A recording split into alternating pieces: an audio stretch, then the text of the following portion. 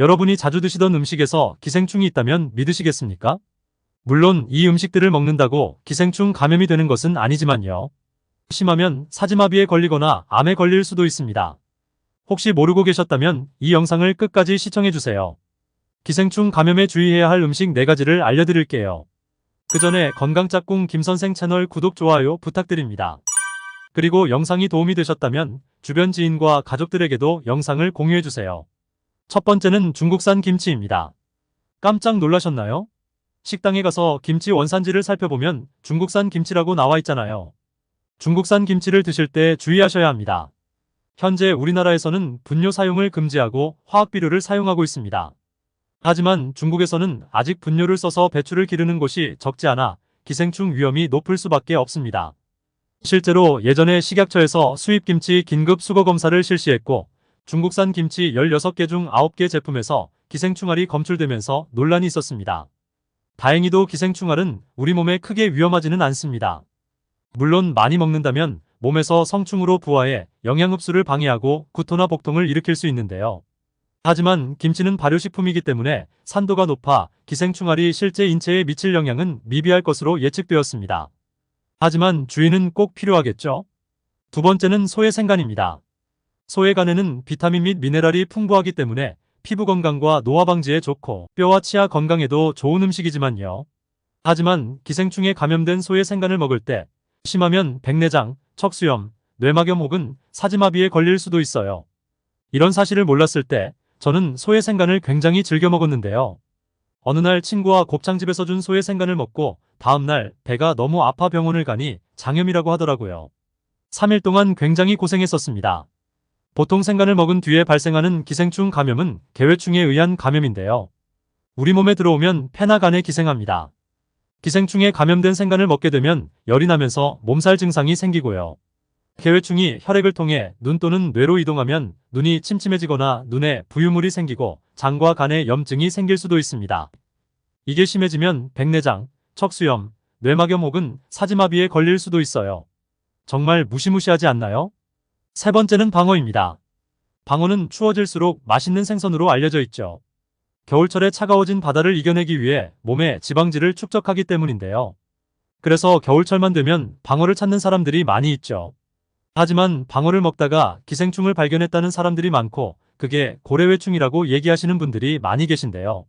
사실 방어에 들어있는 기생충은 고래회충은 아니고요. 방어사상충입니다. 보통 우리가 방어를 먹는 부위는 방어의 근육으로 고래회충이 서식하지 않는 부위이거든요. 고래회충은 어류의 위장간에 서식합니다.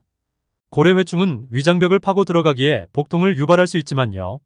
방어사상충은 위벽을 뚫지 못하고 위액에 소화되게 됩니다. 무해하다고 할 수 있죠. 그래도 기생충 없는 방어를 드시고 싶다면 소방어나 중방어를 드시거나 양식방어를 드시는 것을 추천드려요. 현재 국내에 유통 중인 방어는 국산과 일본산이 있는데요. 국산은 보통 자연산으로 방어사상충이 흔하게 발견되거든요. 일본산 방어의 경우 사료로 자란 양식방어로서 방어사상충이 거의 없습니다. 혹시나 일본산이라 방사능에 영향이 있지 않을까? 걱정하시는 분들이 계시는데요. 자연산과는 달리 양식으로는 방사능의 영향을 받을 수 없다는 것이 해양수산 전문가들의 공통적인 의견입니다. 마지막으로는 민물고기입니다. 민물고기를 날로 먹는다면 간디스토마라는 간흡충에 감염될 수 있습니다. 쓸개즙이 분비되는 담관에 기생하며 담관암을 일으킬 수 있거든요.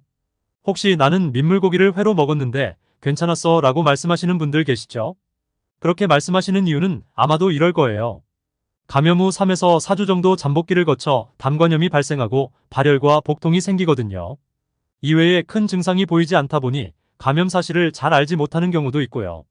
하지만 가장 무서운 것은 간흡충이 우리 몸에 30년 이상 기생할 수 있다는 사실이에요.